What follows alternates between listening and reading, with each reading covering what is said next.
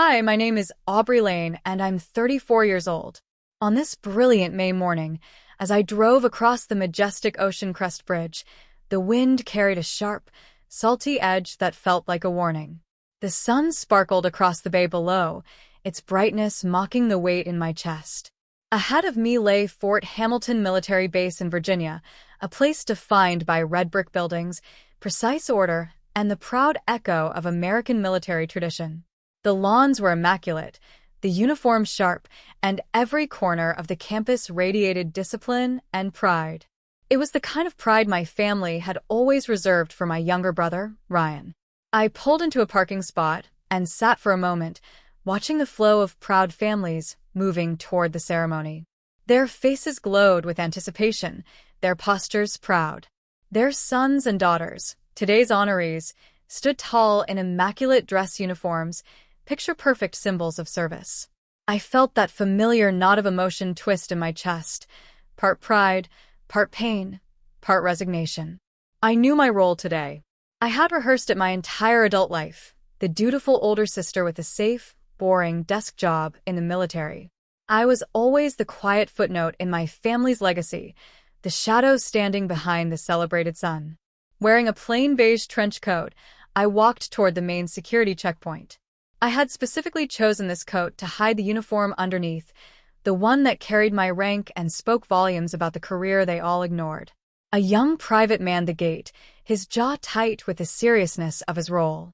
He took my ID, glanced at his tablet, and then frowned. "I'm sorry, ma'am," he said, his voice courteous but firm. "You're not on the guest list for Captain Ryan Lane." He turned the screen toward me, showing me the names. I have David Lane, Margaret Lane, and Jessica Lane, his wife. Each name struck like a small blow. Mine was missing. Not an oversight. Not a clerical error. A deliberate erasure. Almost as if summoned by that thought, my family's oversized black SUV pulled up to the gate. The door opened, and Ryan stepped out, every inch the hero in his custom-fitted uniform, glowing against his sun-kissed skin. He spotted me immediately, saw the confusion on the guard's face, and instead of helping, leaned in to whisper to his wife loud enough for me to hear, "Probably a paperwork mix-up. She should have married a real soldier instead of playing with spreadsheets." My mother suddenly found her brooch fascinating, turning it in her hands to avoid eye contact. My father's scowl deepened, not because of the insult, but because I was causing a scene. None of them said a word in my defense.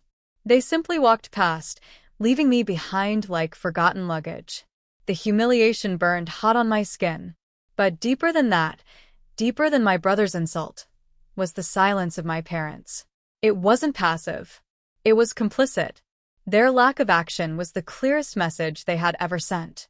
"Ma'am," the young private said uncomfortably, "I'm going to have to ask you to step aside." I didn't argue. I didn't cry. I stood tall, spine straight, and watched them disappear into the campus I had been banned from at their request.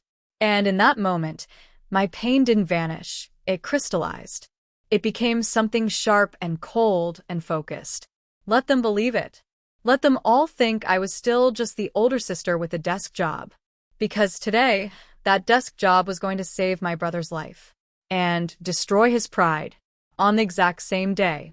Standing just outside the gates of Fort Hamilton, I forced myself to remain perfectly still, even as my emotions churned beneath the surface like a tidal wave.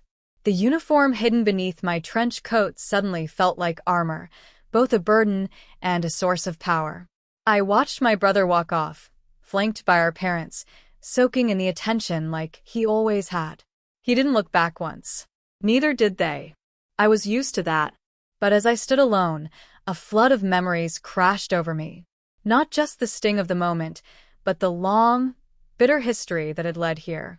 The image came unbidden, an old backyard barbecue, the scent of burning charcoal and fresh-cut grass clinging to the memory. The day Ryan received his acceptance letter to West Point. My father, Captain David Lane, a man whose emotions rarely broke through his military-hardened exterior, had transformed. He threw a celebration so grand it could have passed for a retirement party. The whole neighborhood was invited. Officers from his old unit came in dress uniform. Dad beamed, proud and loud, calling Ryan the future of the Lane legacy. My mother brought out a sheet cake with bright blue frosting. "Congratulations, future general," was scrawled across the top. My brother glowed. The spotlight loved him, and he loved it right back. And me?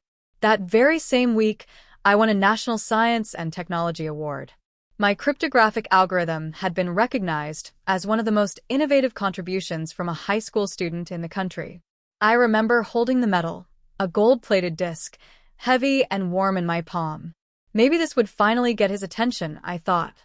I approached my father that evening, catching him as he read the paper near the fireplace. "Dad," I whispered, extending the medal like an offering. "I won." He barely glanced at it. "Good job, sweetie," he murmured, folding the paper with a frown. "Ryan's going to need serious conditioning for the academy. You know how intense their training is." And just like that, the moment was over. That night, I placed the medal in a wooden keepsake box in my room, next to an old photo of Grandpa Lane and a withered corsage from my junior prom. It became a secret trophy, a reminder that my accomplishments, no matter how hard-earned or prestigious, would never be enough to be seen. Years later, when I was accepted into the U.S. Army's military intelligence program, I felt a rare flicker of hope. I had worked for it, earned it. I sat my parents down to share the news, expecting, for once, a real reaction. My father muted the television, staring at me with unreadable eyes. Then he said the words I'll never forget. "Military intelligence? That's a support role. The Lanes serve on the front lines." My mother, in her usual role as peacekeeper, placed a gentle hand on his arm. "It's probably safer for her," she said, smiling as if it were kindness. Safer for me. As if I was fragile. As if the battlefield of intelligence and data wasn't a war zone of its own. As if using your mind to dismantle terror networks wasn't real service. They didn't understand. They didn't want to. And that dismissal, the label of safe and secondary, became the fire beneath everything I achieved. My job, they assumed, was all paper and policy. They picture me sipping coffee in a cubicle, my biggest threat being a jammed printer. They had no idea what military intelligence actually looked like in today's world. They didn't know about the secure underground facility we called the Core, a data fortress buried beneath Arlington, shielded from all forms of electronic surveillance. A place where the hum of servers blended with the pulse in your ears, where lives were saved with algorithms and pattern recognition. They didn't know the glowing wall of data feeds I worked in front of each day, or how one wrong call could cost dozens of lives. But I knew. And I remembered one mission in particular, a night that blurred into dawn, a hostage crisis unfolding in the Gulf of Aden. An American aid team had been captured by a paramilitary group. I was the lead analyst. My team fed real-time visuals from drones, satellite thermal scans, and tapped communications. Every whisper mattered. Every movement could shift the outcome. "Shadow 6, confirm approach vector." 2 clicks north, I said into my headset, my voice measured despite the adrenaline coursing through my veins. The SEAL team was seconds away from breaching the building. We had verified hostiles, 8 armed men inside, but something wasn't right. A secondary thermal feed lit up. Movement on the back perimeter. A truck. Unmarked. 6 more heat signatures. An ambush. Abort. Abort. I barked into comms. Hostiles flanking from the south. Full tactical reposition now. The strike team diverted just in time. We saved all 12 hostages. Not one American casualty. And while my team slumped with exhausted relief, I checked my phone. A text from Ryan. His message, casual and dismissive as ever, read, "Bet you're enjoying another quiet weekend in DC, sis. Don't forget to stretch. Paper pushing can be brutal, winking face." The bitterness hit me like a punch to the ribs. He had no idea. He thought I was reading spreadsheets while I was coordinating black ops that saved innocent lives. I shut off my phone and went back to the screen. There were always more missions.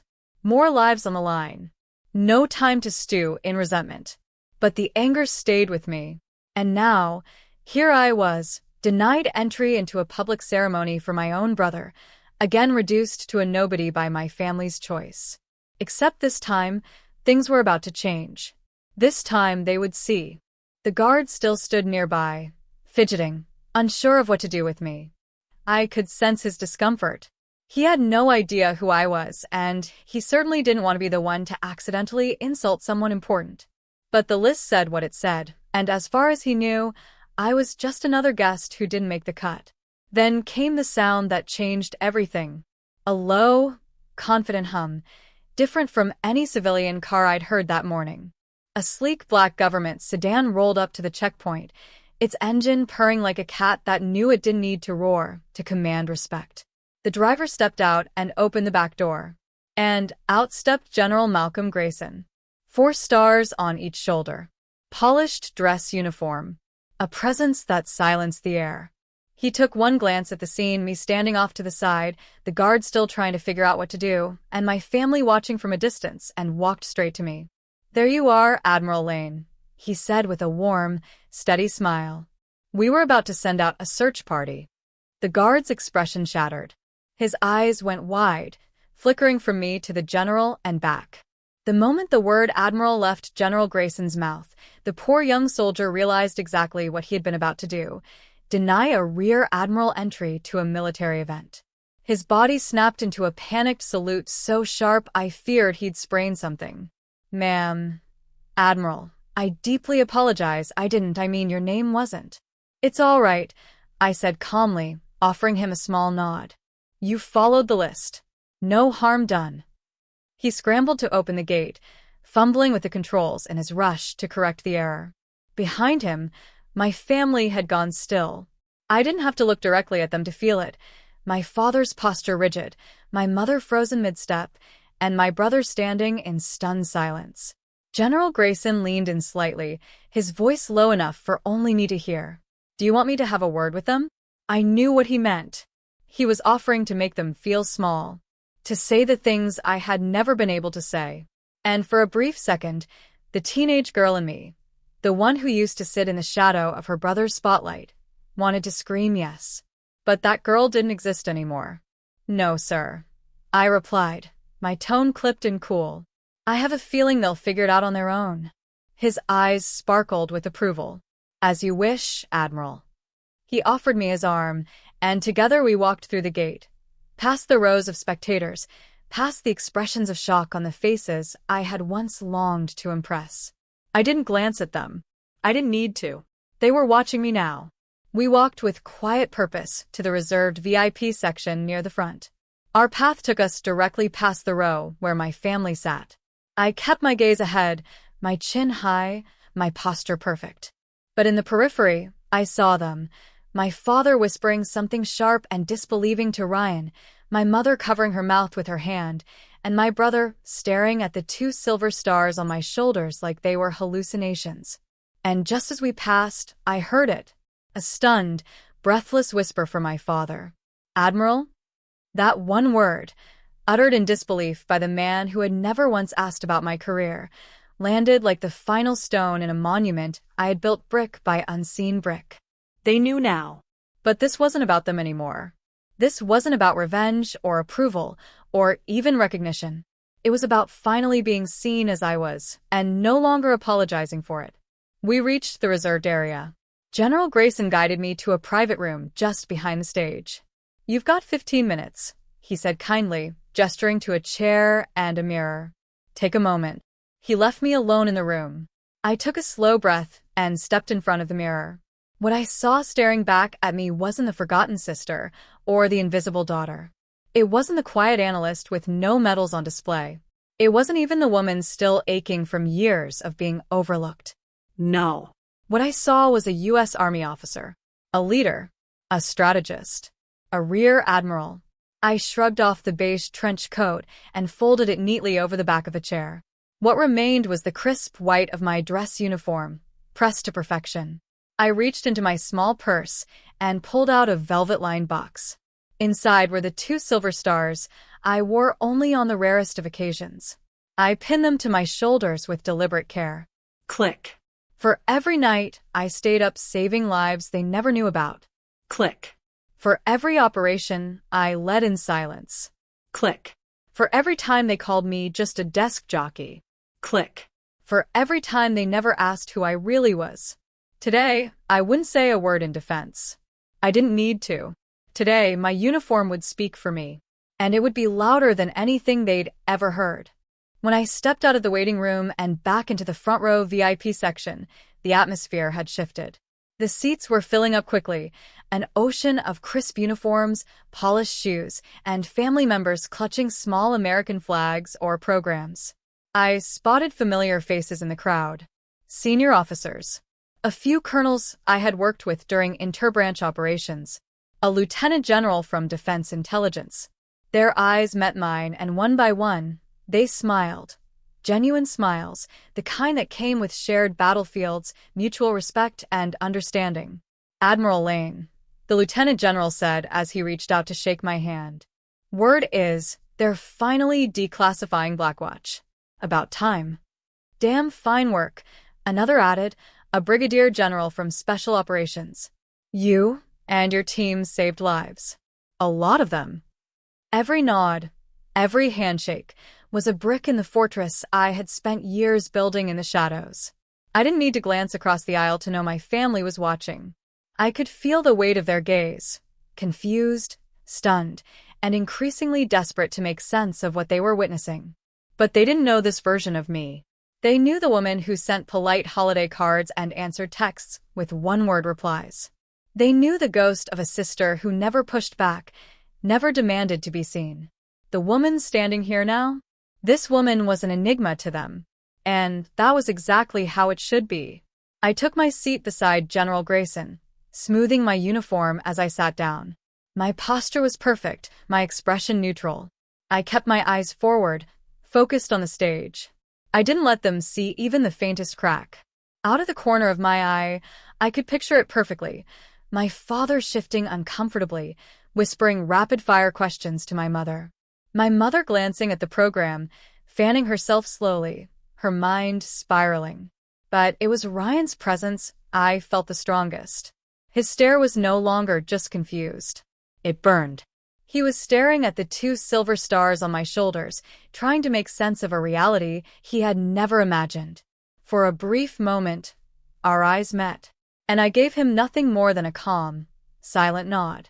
It was barely a movement small enough to be missed by most. But to him, it was a message. You don't know me. You never did. But now you will. The ceremony began with the booming voice of the Master of Ceremonies, an Army captain with decades of parade ground experience. Ladies and gentlemen, he began, welcome to today's recognition ceremony honoring excellence, valor, and service. He ran through the agenda, each name receiving polite applause, each medal a symbol of hard-won merit. And then came the one we had all gathered for. And now, the presentation of the Army Commendation Medal to Captain Ryan Lane for meritorious service in support of combat operations overseas. I didn't move. I didn't react. I became still, watching, observing, memorizing. Ryan stood, shoulders squared with his trademark confidence. He made his way to the stage with ease, like a man born for the spotlight. He saluted, accepted the medal with a respectful nod, and turned to the microphone to deliver his speech. It was flawless. He spoke of duty, of honor, of leadership under pressure. And then, as expected, he turned toward our family.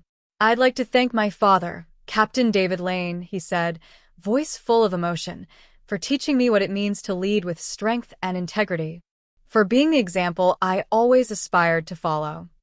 He looked at our mother next, and to my mother, Margaret, for her endless support and for always being the heart of our family. Then came the smile and the wink to Jessica, his wife, sitting proud in her tailored navy blue dress.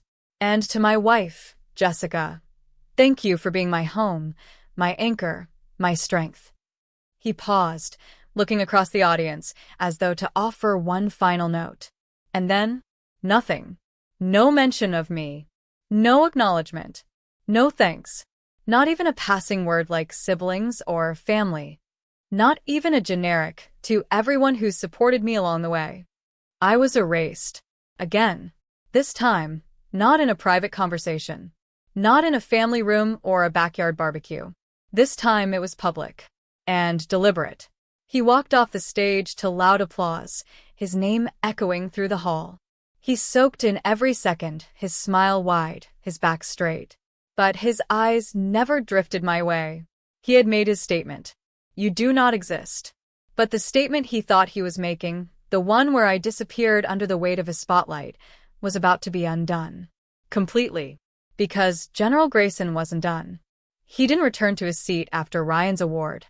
Instead, with steady purpose, he walked to the podium, his presence enough to hush the murmuring crowd. There was a subtle shift in the room. You could feel it, the change in air, the ripple of curiosity. A 4-star general stepping up to speak unscheduled? That was no small thing. Ladies and gentlemen, he began, his voice resonating through the hall without effort. Before we conclude today's ceremony, we have a special, unscheduled recognition. One that, for reasons of national security, could not be announced until this very moment. There was a stir in the crowd. Heads turned, bodies leaned forward. My family was still. I could almost hear my father whisper, "What's going on?"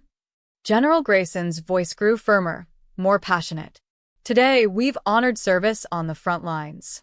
But as every great commander knows, no battlefield victory is possible without those who fight in the shadows, those who make sure the fight is won before the first bullet is fired. Today, we honor one such individual. He paused, scanning the room until his eyes landed on me. And then he smiled. Please join me in recognizing the officer who led the Naudi classified Operation Blackwatch, a multi-year intelligence mission that dismantled one of the most dangerous terror finance networks in the world. The officer whose team's work saved thousands of lives and averted multiple international crises. I saw Ryan freeze. I saw my father frown in confusion. And then came the words that detonated everything. It is my profound honor to invite to the stage Rear Admiral Aubrey Lane. For one long, suspended heartbeat, the entire auditorium went silent. Not a cough. Not a whisper. Not a shift in a chair. Just stillness. Heavy, stunned silence. And then it happened. One by one, they rose. Every soldier, every officer, every decorated guest in uniform, from the greenest second lieutenant in the back to the silver-haired generals in the front rows. They all stood in unison. Not because they were told to. Not because it was planned. But because of protocol. Respect. Instinct. They stood for me. I rose from my seat slowly, deliberately, my posture perfect, my steps measured. The heels of my polished shoes clicked softly against the floor, a sound that echoed like drumbeats of quiet justice. I felt their eyes on me, hundreds of them, watching, absorbing, recalibrating everything they thought they knew about the woman walking up to that stage. Except for three. 3 people remained seated. Frozen. My father, his face locked in disbelief. My mother, both hands over her mouth, her eyes wide and horrified. And Ryan, his skin pale, his jaw clenched so tight, I could see the pulse throbbing along his temple. He looked like he had swallowed glass. Because he knew.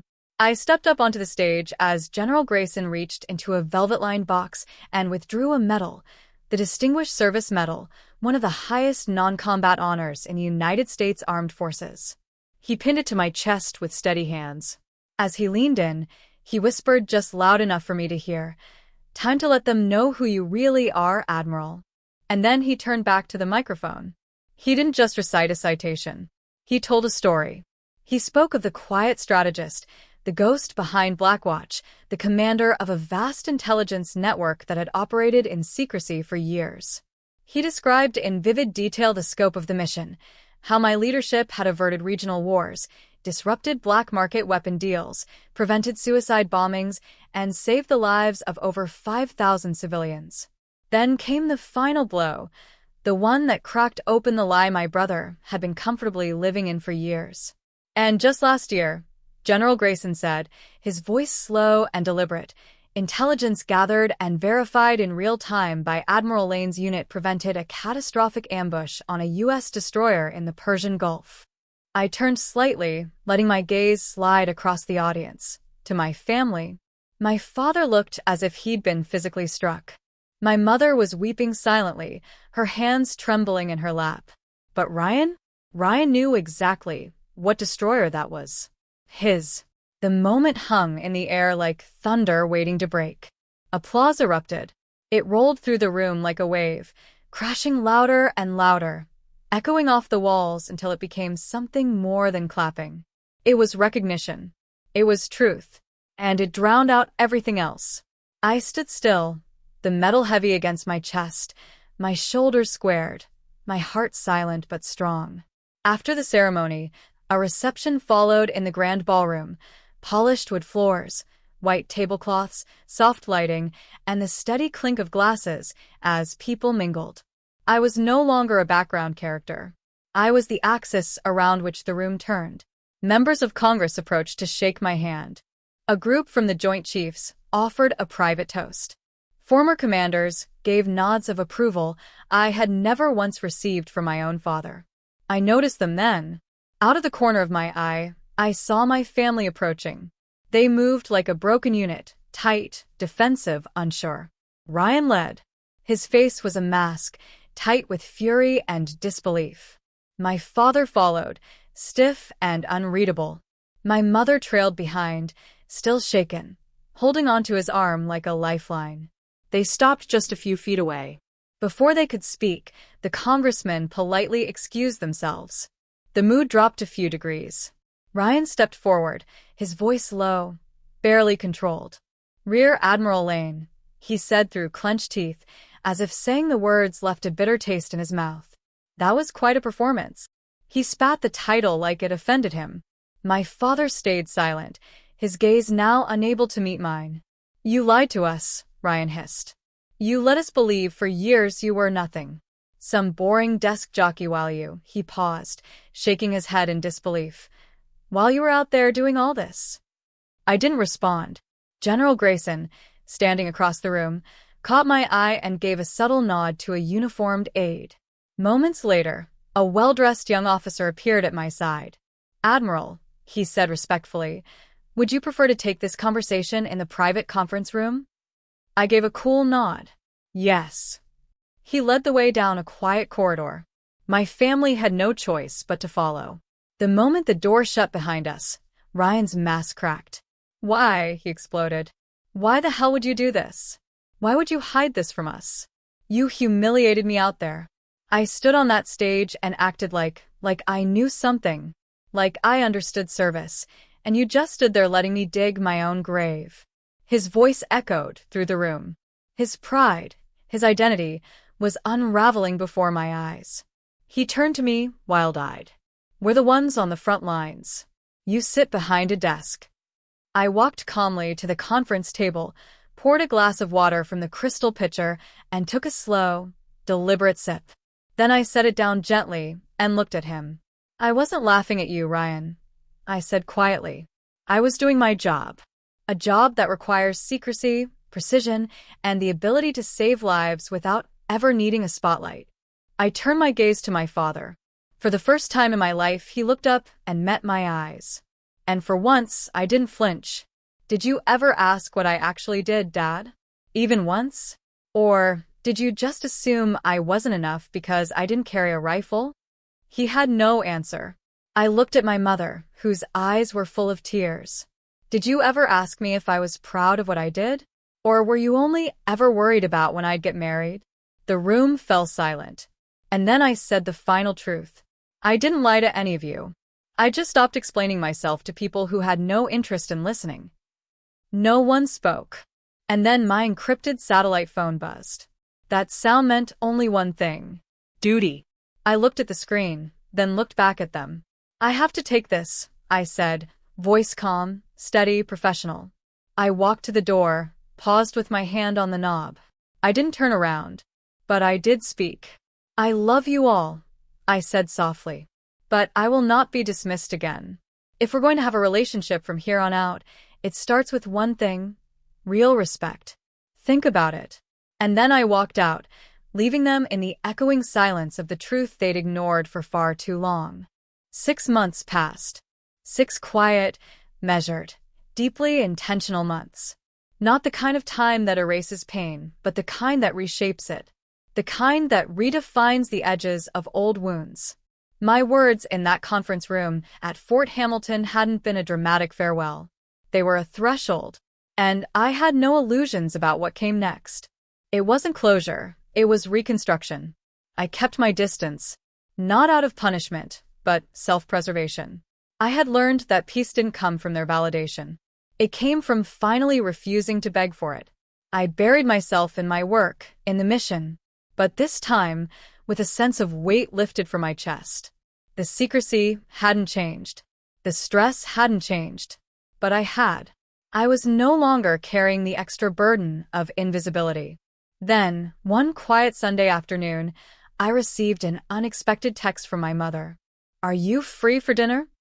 3 days later, I pulled into the driveway of my parents' house. The same brick colonial where I had grown up, where pride had always been reserved for someone else. I walked toward the front door with even steps, my uniform neatly hung in the car, not needed this time. I wasn't coming to prove anything. I was coming to see what had changed. The door opened before I could knock. And my mother smiled. Not the tight, careful smile I remembered. This one was softer, more real. "Come in," she said gently. "We've been waiting." I stepped inside and froze. Against the far wall of the living room stood something I had never seen before. A new display cabinet, tall, elegant, with glass doors and a deep cherrywood frame that matched the furniture perfectly. Inside were the medals from 3 generations of Lanes. My grandfather's Bronze Star, my father's Navy Cross, and in the center, placed with deliberate care and perfect symmetry, was my Distinguished Service Medal. Next to it, a high-resolution photograph. Me. On stage. General Grayson pinning the medal to my chest. And under it, engraved on a small bronze plaque, Rear Admiral Aubrey Lane. Operation Blackwatch. United States Army, Intelligence Division. Service beyond sight. I stared at it for a long moment, my throat tight. My father walked in from the hallway, a soft cloth in his hand, polishing the glass. "She built that," my mother said, her voice barely above a whisper. "Your father did." He turned to face me. His expression was unreadable for a moment, then softened into something I had never seen on his face when he looked at me. Pride. Quiet, humble, genuine pride. He cleared his throat. "It was time the story was complete," he said, gesturing toward the cabinet.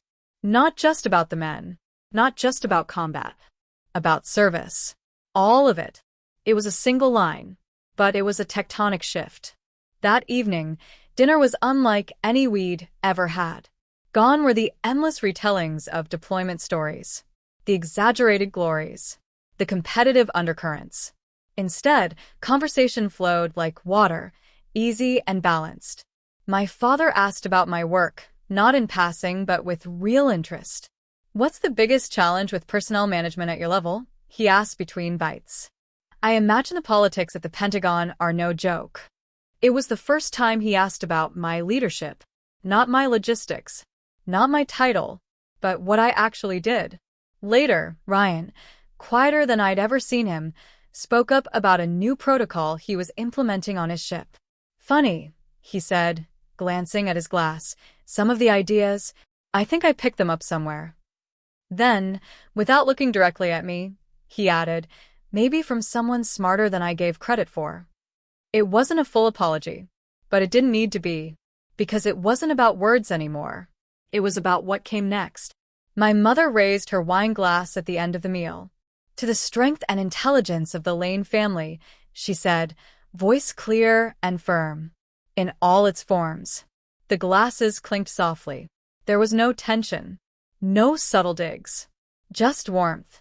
After dinner, Ryan and I stepped out onto the back porch. The same one we'd sat on as kids during long summer evenings. The swing creaked beneath us as we sat. For a while, we said nothing. Just watched the fireflies dance in the yard. Then he spoke. "I'm sorry," he said, voice low. "For the way I treated you. For the things I said. For acting like I had it all figured out." He stared out into the dark. It was never about you, Aubrey, he continued. It was about me. I needed to be the hero. I needed to be the best. I didn't know how to handle it when you were better, smarter, stronger than I'd ever given you credit for. He looked at me then, his face stripped of bravado. I'm proud to be your brother. For a second, I just breathed. Then I smiled. A real, full smile. I'm proud to be your sister, I said back. We didn't hug. We didn't cry. We just sat there, side by side, letting the silence speak for us. It wasn't victory I felt. It was peace. Not given. Not asked for. Earned. As the stars blinked awake above the Virginia treetops, I sat beside my brother on the old wooden swing, our quiet truce held between us by nothing more than the soft rhythm of summer air and the honest weight of everything that had finally been said.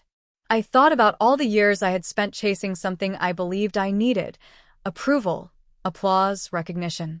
But as I looked out over the yard, fireflies drifting like sparks from some invisible fire, I understood something more valuable had replaced all of that. Clarity. For the first time in my life, I was fully grounded in who I was. Not in opposition to what they thought. Not in defense of it. But completely independent of it. I didn't need to rewrite the past. I had rewritten the present. I stood to leave as the porch light flicked on behind us. You heading out? Ryan asked, rising too.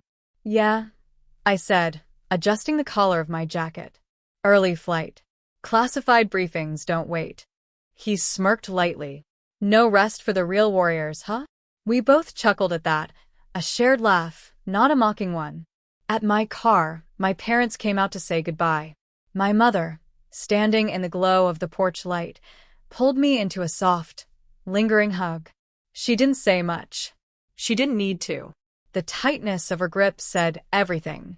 My father offered his hand. It was firm, steady. But as I turned to leave, he added, "We didn't make it easy for you." I paused. No, I replied. You didn't. He nodded slowly. But I see it now. I see you now. And that was enough. I slid behind the wheel of my car, the interior still warm from the day's sun, and exhaled slowly. The quiet hum of the engine steadied me, grounding me for what came next. I was heading back to Washington, D.C., back to my real life. Back to war rooms and encrypted systems. Back to the endless coordination of missions most of the world would never know existed. But now I carried something new with me. Not medals or rank. Not even the satisfaction of being seen. I carried peace. Because for the first time, I had stopped asking them to understand the value of my service. And they had finally chosen to see it on their own. As I drove down the long gravel road that led back to the highway, the last light of the house disappeared behind me. I didn't look back. I didn't need to. Back in D.C., life resumed its familiar rhythm, but something inside me had shifted in a way that was permanent and unshakable. The demands of my role at the Pentagon hadn't changed. I was still deep in operations, decoding threats, overseeing critical intel briefings, and managing crises before the world even knew they existed. But now, for the first time in my career, I wasn't carrying the extra weight of invisibility. I wasn't hiding anymore. Not behind silence, not behind politeness, and certainly not behind anyone else's expectations. My office, deep within the secure levels of the military intelligence complex, still hummed with that familiar, low-frequency buzz of computers, encrypted comms, and classified urgency. And yet, the atmosphere had changed. I noticed the way people spoke to me now, with clarity, with confidence, with the kind of respect that no longer felt forced or qualified. There was no need to prove myself anymore. I had already done that. To the world. To my colleagues. And most importantly, to myself. 6 months after the ceremony, I found myself standing in front of a packed auditorium again.